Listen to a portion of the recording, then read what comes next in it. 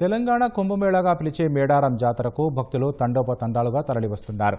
వనదేవతల గద్దెల ప్రాంగణంతో పాటు పరిసర ప్రాంతాలు భక్తులతో కిటకిటలాడుతున్నాయి. వివిధ ప్రాంతాల నుంచి తరలివస్తున్న భక్తులు సమ్మక్క సారలమ్మకు నిలువెత్తు బంగారం సమర్పించుకొని మొక్కులు చెల్లించుకుంటున్నారు. మేడారం అరణ్యం జనారణ్యంగా మారుతోంది. వేలాది మంది భక్తులు సమ్మక్క సారలమ్మ దర్శనానికి పోటెత్తుతున్నారు. జంపన్న వాగు జనసంద్రాన్ని తలపిస్తోంది. భక్తులు వాగులో పుణ్యస్నానాలు చేసి నెత్తిన బెల్లాన్ని పెట్టుకొని వనదేవతల దర్శనానికి క్యూ కడుతున్నారు.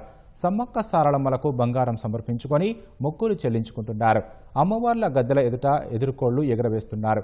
శివసత్తుల సిగాలతో సమ్మక్క సారలమ్మ గద్దెల వద్ద ఆధ్యాత్మిక వాతావరణం సంతరించుకుంటోంది. మేడారం పరిసరాలు దేదీప్యమానంగా వెలిగిపోతున్నాయి. మేడారం వెళ్లే దారులన్నీ వాహనాల రాకపోకలతో రద్దీ నెలకొంటున్నాయి. సమ్మక్క సారలమ్మ జాతరకు లక్షలాది మంది భక్తులు వస్తున్న నేపథ్యంలో అధికారులు కట్టుదిట్టమైన భద్రతా ఏర్పాట్లు చేశారు. భక్తులకు రద్దీ దృష్ట్యా మేడారం మార్గాల్లో పోలీసులు ట్రాఫిక్ ఆంక్షలు విధించారు. అమ్మవార్ల దర్శనానికి వచ్చే భక్తులకు ఇబ్బందులు కలగకుండా దర్శనం సులువుగా అయ్యేలా క్యూలైన్లు ఏర్పాటు చేశారు.